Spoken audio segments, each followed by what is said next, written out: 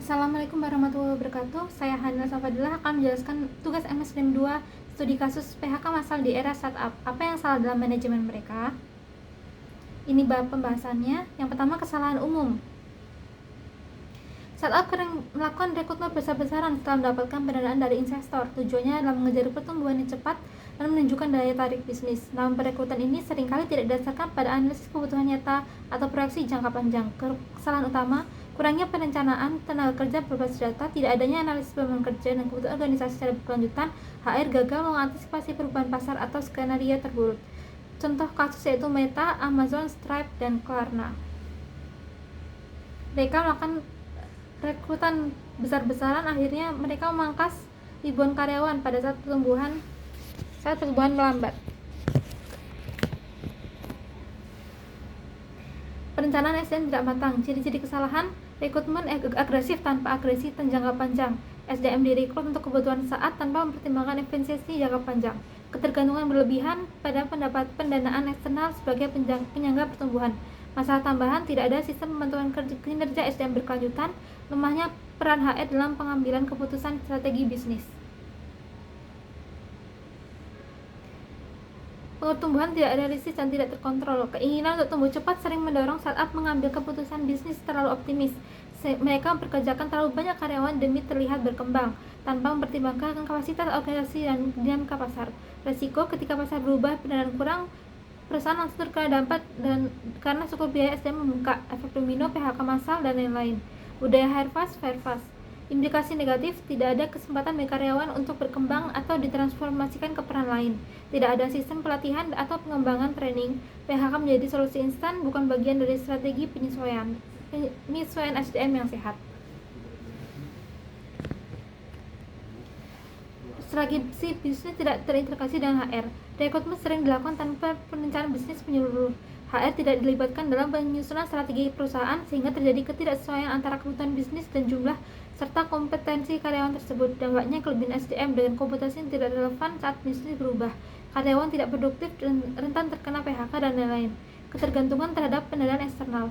Banyak startup modern yang berkembang pesat karena didukung oleh pendanaan eksternal, terutama dari venture capital, angel investor, atau private equity. Ketergantungan ini seringkali menjadi pedang bermata dua, memberikan dorongan awal untuk bertumbuh, namun juga menjadikan perusahaan rentan ketika aliran dana tersendat. Masalah utamanya, ketergantungan tanpa fondasi bisnis yang kuat. Pada saat pendanaan melambat, ketergantungan pada pendanaan eksternal.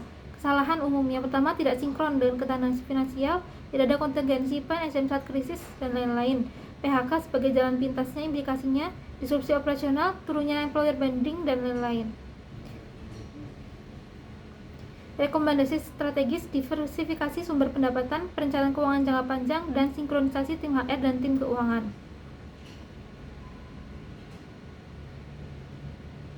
Manajemen performa yang lemah. Kesalahan yang umum terjadi: tidak ada KPI, evaluasi kinerja tidak dilakukan secara objektif dan periodik. Akibatnya, kesulitan menentukan siapa karyawan berpotensi tinggi untuk melakukan efisiensi tenaga kerja, keputusan PHK yang kurang adil, dan salah sasaran.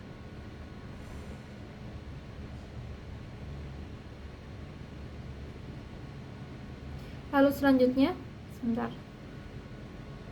kurangnya fokus pada retensi dan pengembangan karyawan. Kesalahan yang terjadi: tidak ada sistem pengembangan karir, minimnya pelatihan dan peningkatan keterampilan, employee engagement rendah. Akibatnya, turnover tinggi dan juga kultur yang manajemen krisis yang lemah. Kesalahan umum terjadi: minimnya komunikasi internal, PHK dilakukan secara mendadak dan tidak manusiawi. Lalu perubahan fokus atau pivot.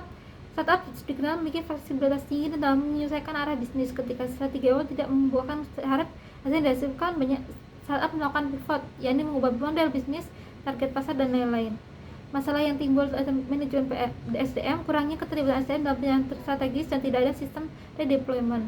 Dampak pada karyawan: banyak karyawan tidak dianggap lagi relevan, posisi sebelumnya jadi tidak usang dan tidak terpakai.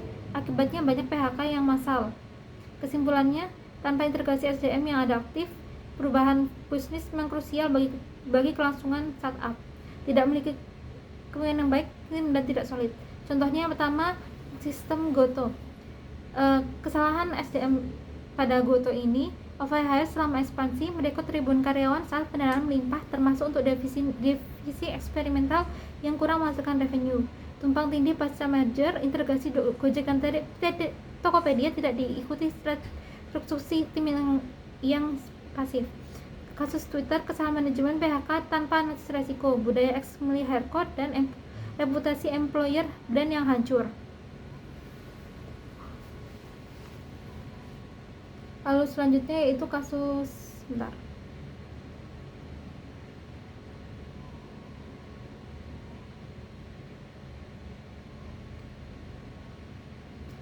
Meta, kesalahan SDM-nya, ekspansi tim Metaverse terlalu cepat, mengorbankan tim inti. PHK justru menyasar ke divisi core seperti produk dan marketing. Solusi potensial, realokasi SDM alih-alih PHK.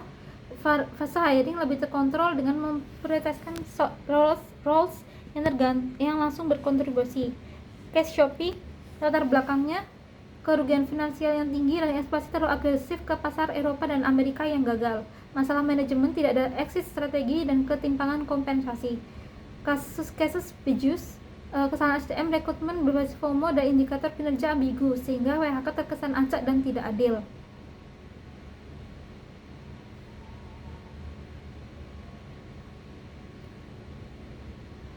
Lalu yang selanjutnya adalah Cashboard.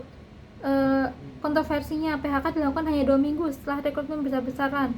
CEO mengakui terlalu optimis pada pertumbuhan. Solusi SDM-nya menerapkan hire freeze sementara alih-alih PHK drastis dan membentuk talent pool internal untuk fleksibilitas alokasi.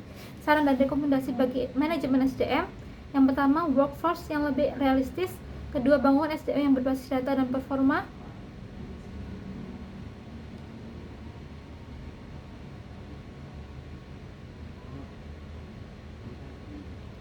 Lalu selanjutnya adalah fokus pada employee well-being dan komunikasi terbuka.